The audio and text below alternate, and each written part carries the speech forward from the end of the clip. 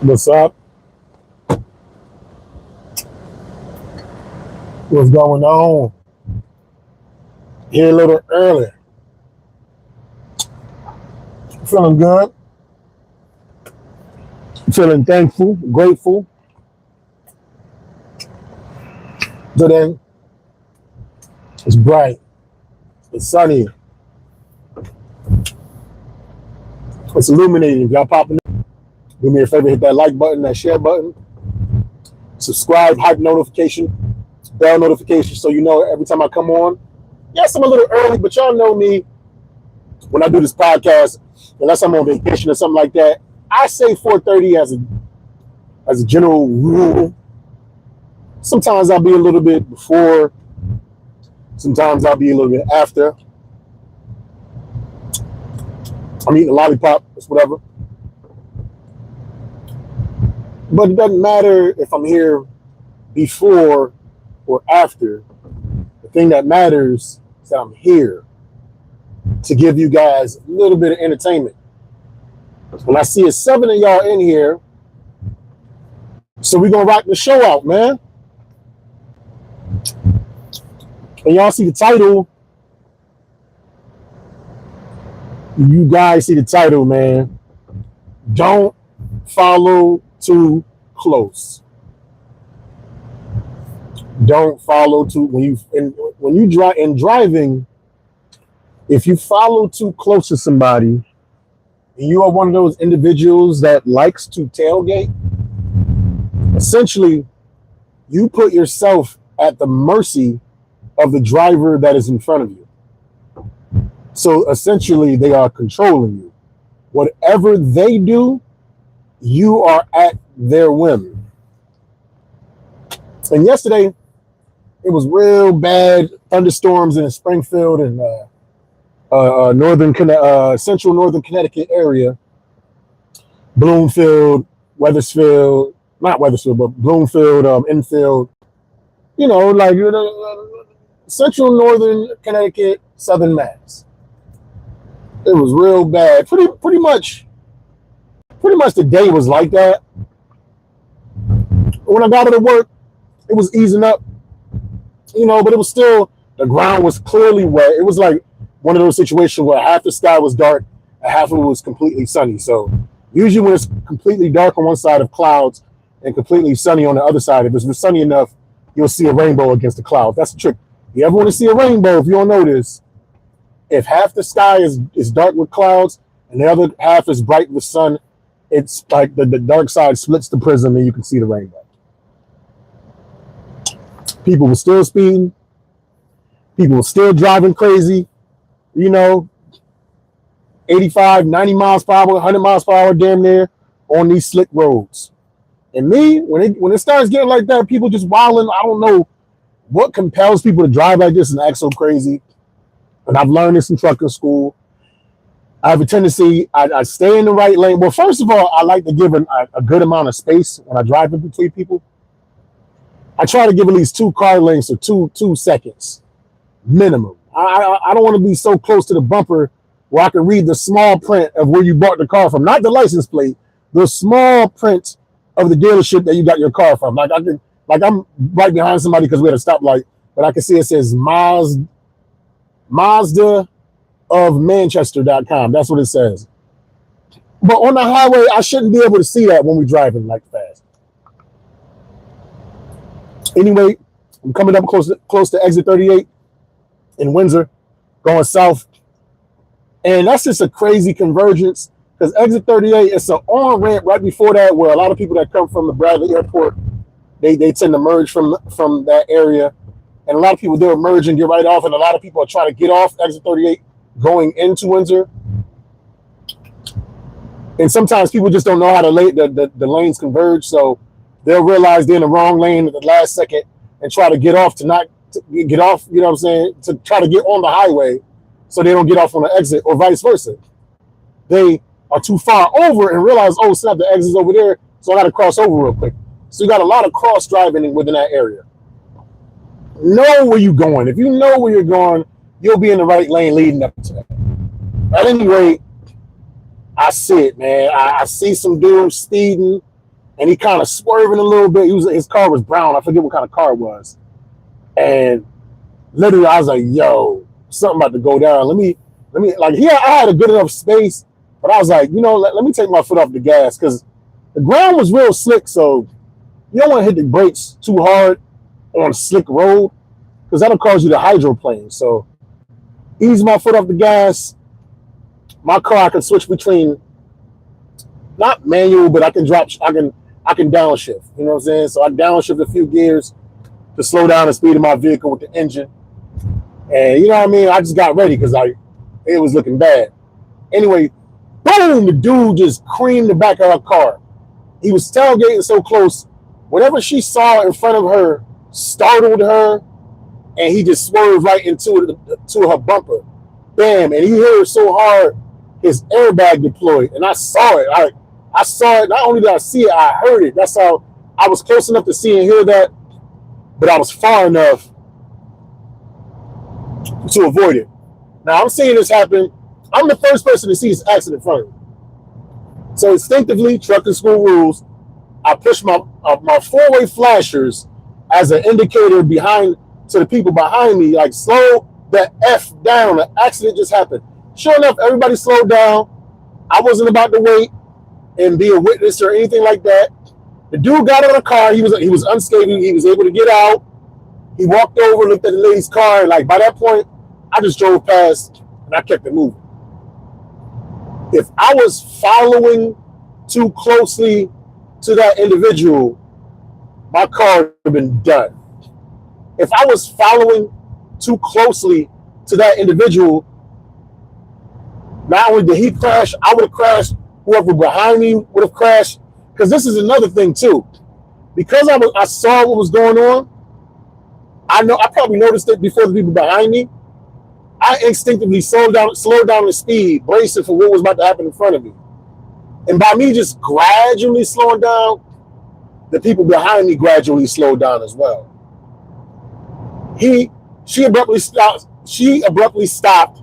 and he was in front of her, so he smacked the crap out of her. Or she abruptly slowed down, so he smacked the crap out of her. So clearly he was going fast. For him to smash that hard behind her, he was going fast. He probably thought he could like maneuver and get out the way real quick, and he just misjudged it because he creamed the whole front end of his car is done. And when you cream somebody like that and the whole front end of your car is done, that's your fault, period. Because if you wasn't speeding and you wasn't driving that close, there's no way that could have happened, man. And I wasn't speeding. I wasn't going that close. I was somewhat close, but I wasn't speeding. I gave myself just enough time to slow down and react. And the main thing I was nervous about too was like the ground was slick, man. But I'm a defensive driver. I dropped the speed, wasn't following too close. I avoided the harm and the danger. And if anybody was following close behind me, because I was being cautious with the way I was driving, my safety protected all those behind me too. This is a metaphor for life in general. We like a lot of these celebrities. We look up to religious leaders. We may just look up to somebody that we deem as more intelligent and charismatic than ourselves. So, tendency to follow extremely close. They know the way. Now, on the road, they follow for different reasons. People just in a rush, they impatient or whatever. But I'm kind of augmenting the analogy because whereas people may tailgate on the road, not because you know where you're going, but because they're being impatient, and trying to intimidate you. Usually when people follow too closely in life, they could follow for that reason. They could follow because they're impatient. They're trying to be better than you. But I'm talking about those individuals that they kind of look up to you. Whether you're following somebody too close because you're impatient, whether you're following somebody too close because you feel like they know the way. Either way, you are still letting them dictate your movement and your motion. Whether you're following for positive reasons or nefarious reasons or beneficial reasons, or malevolent, beneficent reasons, or malevolent reasons. Benevolent or malevolent. Damn, it's hard for me to say that. Whether you're following them for benevolent reasons or malevolent reasons or irrelevantly reasons. Following another human being too closely is not a good thing, because whenever they crash or whatever it is that they're trying to do doesn't work out and you're too close, you're going to crash too. And here's the bad thing. Here's the crazier thing. The impact might affect you more than it affects the person that you crashed into that you was following. You could be following some big time millionaire giving you some stock advice and great ideas. You crash, he loses a couple million, but you lose your life savings. He still got millions over here. Matter of fact, that whole venture that he was telling you about, that was just some play money. He could afford to lose that. He could afford to crash in that instance. Because he has boundless, compared to you, he has a boundless plethora of resources that you don't have. That's like keeping up with the Joneses. You right behind the Joneses. You don't know the Joneses, multi-millionaires that got multi-houses and they have multi-investments and they have all types of things. This chick just looking at her phone. Why don't people get a phone mount? Just get a phone mount. She got the phone in her hand looking down. You can mount the phone just like how my phone is mounted just like this, and I can talk as much as possible and not look down. I'm going to let her goofy ass go right in front of me, man. And her Kia Optima. But yeah, like her gas cap is open. She's looking at her phone. Whatever's going on in her life, she's paying attention. She's following too close to the phone right now. And she might crash. She giving a person distance ahead of her. I give her that. But yeah, we just got to be, it was literally a lesson manifested in real life, man. And then I got people behind me, they're beeping the horns. And like this is the thing that's crazy to me. When you're driving into a traffic jam and then people behind you are honking on horns and acting hysterical, it's like, yo, honking the horn and acting hysterical in a situation where everybody's going 5 miles per hour does not make the traffic go faster. If anything, it causes more frustration. It aids to the stress, and it raises the probability of you making a mistake on the road. If you can't go that fast and you're not going anywhere anytime soon while you're on this road, you could be frustrated and crazy, or you can turn on some smooth music, turn on a podcast, turn on a recorder and record your thoughts. Like, there's so many things that you can do in the incubation of this vehicle when you're transporting from work to home, home to work. I'm living proof of that. I just wrote the book has 16 chapters now. I'm sorry. But I got a 16 chapter book. Well, 15 chapters with a bonus chapter, a prologue, an epilogue, and I did a foreword. I have a podcast. This is the 121st episode of this the Tap In podcast. You understand what I'm saying? I've done all this in the past 6 months. 99.9% of all of this was created in this car, just like this, in traffic, just like this. I'm about to go home, about to start up that first chapter. If I was frustrated and just worried about the traffic and damn, I gotta get home and why these people driving so, I mean, I still yell at, I still road rage a little bit, but I'm starting to even get above that the more I think about it. You know what I'm saying? But if I was only focused on that, road raging, I'd rather you waste your time on the internet and just listen to trash podcasts than just be yelling at people like on the road and beeping your horn and making it way more dangerous for everybody else. I'd rather you do that. You know what I'm saying? It's all about taking your environment getting the most out of said environment. And be patient with it too. Everybody wants instantaneous results. Everybody wants instant feedback. Everybody wants instant gratification. If you're going to plant some giant sequoias, you have these seeds. I forget which seed it is. I don't know if it's an oak tree or something. I think one of these, I don't know which it is, and AI going to tell me later on. But one of the tree that has the smallest seeds has the DNA and information to make one of the biggest trees on Earth. I forget which tree it is. I don't know if it's a sequoia or what. But one of them has extremely small seeds, but it is packed with the DNA, the technology, and the information to be one of the largest structures on the planet. One of the largest organic structures on the planet.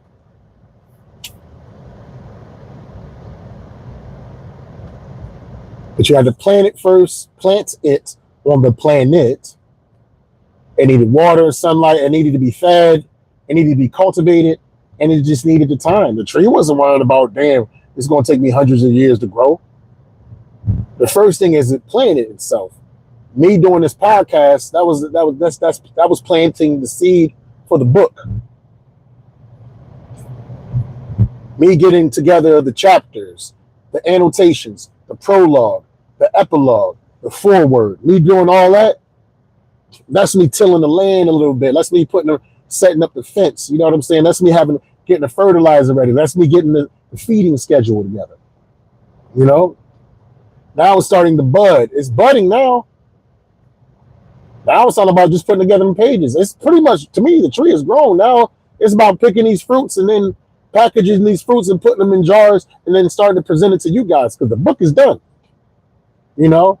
But it's still going to take a few months for me to put it together. I got 15 chapters plus a bonus chapter. So, because I don't like saying 16 chapters.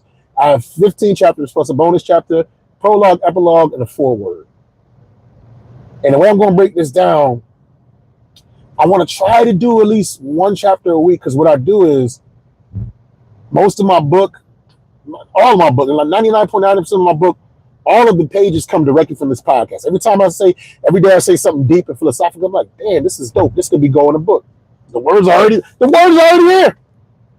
I just got to put it in AI, get my transcripts, read through the transcripts, and I go back in, you know what I'm saying, put it in my word processor, you know, Microsoft Word, and just read through it, and then, okay, that don't make no sense. Type it up, whatever. And then when I get the chapter, each of my chapters, I got like 38 annotations to all my chapters. So my chapter's going to be nice and beefy. Pause. And just every week, I'll take some time to put that together. Give myself 5 to 6 months. Going to have a 250, 300-page book. As below, so above. A way to navigate this earthly experience. A different perspective on navigating the earthly experience. The name of the book is As Below, So Above. The subtitle, A Different Perspective on Navigating This Earthly Experience. That's it. All of that was birthed and born in here. If I followed religion too closely, I wouldn't want to do any of this because I would be so married to that. That's all I would think of. And when it crashes, when we get to disappointment, whether certain leaders get caught up in scandals, or you find out that certain scriptures contradict themselves, you find out that certain biblical characters never really existed, or you find out that a lot of the biblical characters were metaphor, they weren't even real, or they plagiarized from esoteric writings that predated it. If you follow it too closely, that's like you crashing into it, and it can destroy your whole world of trying to pursue anything spiritual. And then you just become atheist. And no, not to atheists, nothing like that, but I think the title atheist is a contradiction in itself because it means you don't believe in God, but you need the word God in order to identify and define who you are. That in itself is a paradox. So don't even call yourself a theist. Don't even put the word God in it, period, to define yourself. Give yourself a completely new title. And I think people will take that more seriously. But that's a whole other conversation.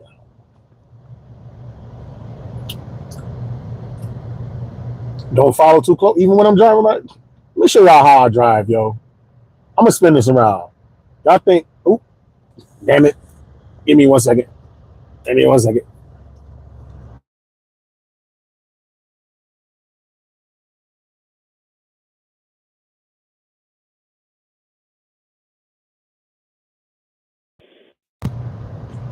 Let me just give you an example. See all that space I'm giving that dude in front of me?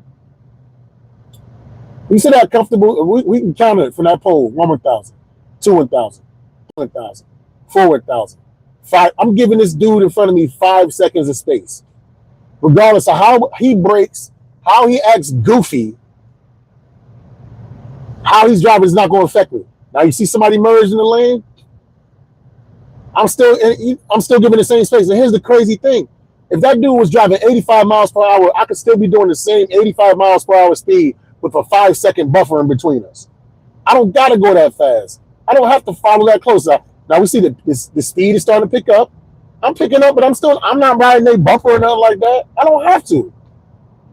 It's completely unnecessary.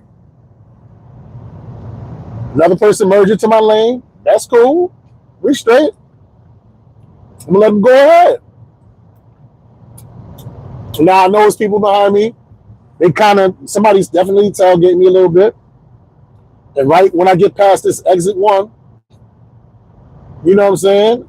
I'm gonna slide on over because it's every time I think about sliding over, there's always somebody in the right lane in the blind spot trying to do something goofy too. So I'm gonna get past this whole exit situation, and then this person behind me that's being extremely impatient, I'm gonna slide right on over. But I can almost predict the person that's behind me. Now I see people up ahead of me, they starting to slow down.